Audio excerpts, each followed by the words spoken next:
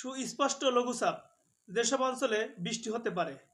দক্ষিণ বঙ্গোপসাগরের মধ্যাঞ্চলে অবস্থানরত লঘুচাপটি ঘনীভূত হয়ে সুস্পষ্ট লঘুচাপে পরিণত হয়েছে। এর প্রভাবে সারা দেশে দিন ও রাতের তাপমাত্রা বাড়লেও বেশ কয়েক জায়গায় বৃষ্টির কথা জানিয়েছে আবহাওয়া অফিস। আবহাওয়াবিদ মোহাম্মদ আব্দুর রহমান খান বৃহস্পতিবার দুপুরে গণমাধ্যমে জানিয়েছেন, বৃষ্টি বলয় শীতলের কারণে উপকূলীয় অঞ্চলে তুলনামূলক বৃষ্টি বেশি হবে। এছাড়া উত্তরাঞ্চলে বাদে দেশের অন্যান্য অংশে হালকা থেকে মাঝারি বৃষ্টিপাত হতে পারে। তিনি বলেন, বৃষ্টি বলয়ে সুস্পষ্ট লঘুচাপ রয়েছে, তবে এটি ঘূর্ণিঝড়ে পরিণত হওয়ার কোনো আশঙ্কা নেই।